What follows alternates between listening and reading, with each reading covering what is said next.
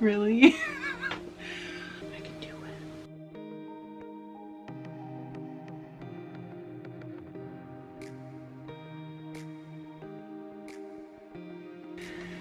Hi, welcome to FiberLoveDiary. I'm Trisha if we haven't met, and if we have met, welcome back. How you doing? You people are my tribe.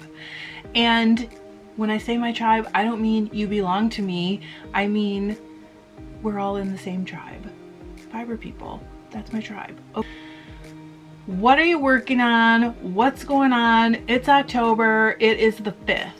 I had to think about that for a second. It's the 5th of October. This is gonna go up on Friday of this week. It is Monday. My desk has all kinds of stuff on it.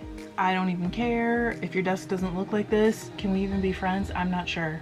Beside the point. This video is gonna be different from anything I've ever done, and I've tried to do it 3 times. And if you guys end up clicking off, I want you to know that I understand and it's cool.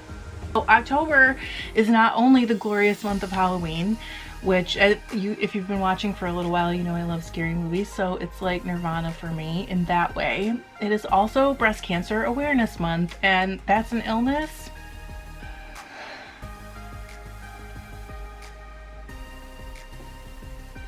Breast cancer is an illness that is pretty much going to touch everyone's life at some point. We all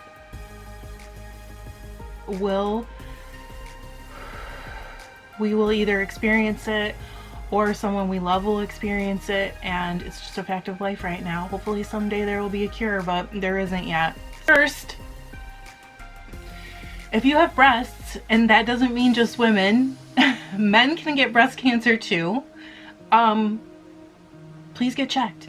If your doctor recommends you get a mammogram, please do it, because I want you to be around for a really long time. I haven't really talked that much about my life personally. I usually try to keep the channel really light, and some of this is going to be kind of sad, but I hope you guys will stick with me. I lost my sister in 2012 after a 6-year and 1 month to the day fight with breast cancer, which she found herself when she was 41 years old. We were best friends. We talked every day somehow. Sometimes it was via text or email, but we talked every day, and we had a million jokes, and almost 8.5 years later, I still think of her and like talk to her in my heart, which sounds like I'm crazy, but I'm not, every day. And I know that she would love that, because if you knew her, you'd know that she would be like, why don't you miss me more? No matter how much I missed her, she would be like, I think you should miss me more. I am super grateful for the time that I had with her. She taught me everything I know about being a ride or die best girlfriend, and that is something that we don't all get to learn, so I'm very thankful, and she was awesome. I also would not have Luther if it wasn't for her. She had a multi-poo her name was Gracie. Yeah, mommy talking about you. She had a multi-poo named Gracie who was adorable and smart and like a little just fluff ball, and I honestly don't think I would have looked for Luther if I hadn't known Gracie, and so I have her to thank for Luther too. And you guys know that he is like, he's my best, I call him my BCF, my best canine friend. So she went through 6 years of treatment and multiple surgeries, and I was there for a lot of it. Going through that type of treatment is like indescribable. A lot of you have seen it.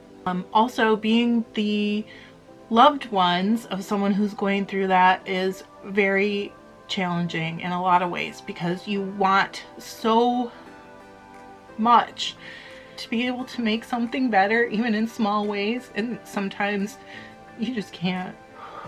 But believe me, I'm not minimizing that going through it is like horrible. I'm not saying it's worse to watch it. Honestly, I don't really know, but it's hard. Recently, I told my mom that I had my channel. I have mentioned before that I kept it a secret from my family for a long time. I didn't tell my kids until last February, which was February 2020. One of our kids lived with us, so he did know, but I didn't tell the rest of the kids. I have a lot of reasons for doing that.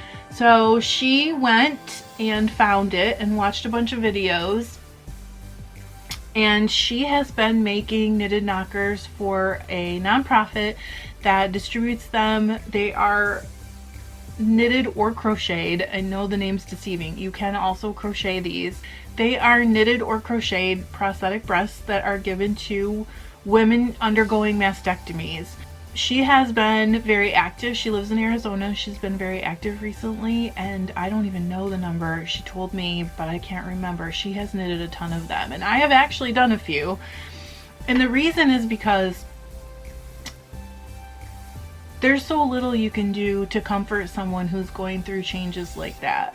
Like, you can be there for them and you love them, and there's so little you can do. This is something that can give some comfort.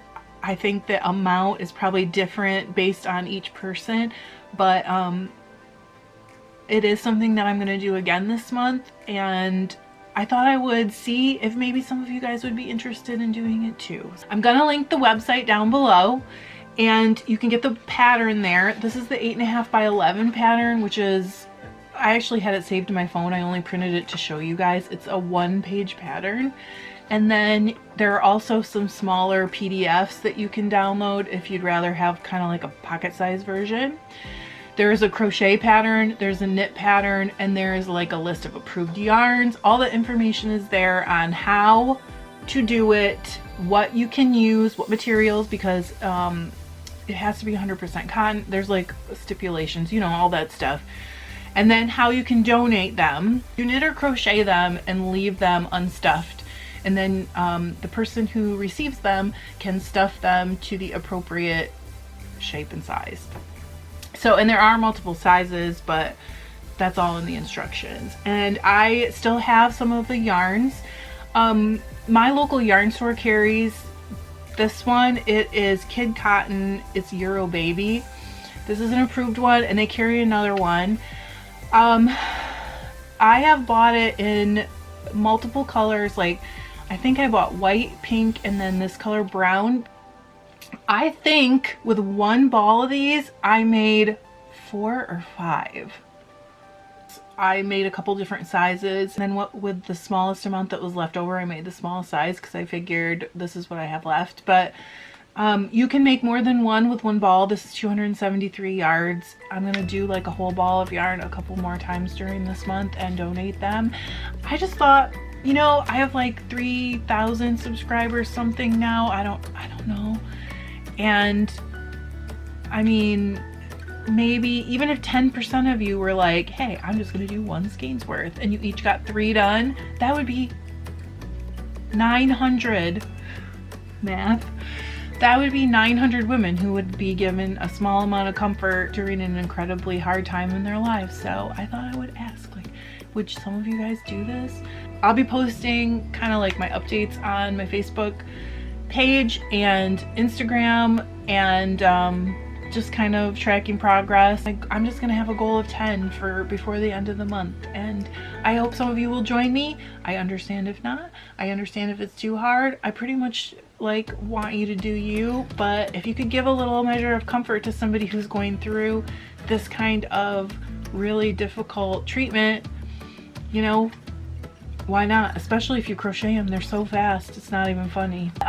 So happy October. Next video will be more typical of me.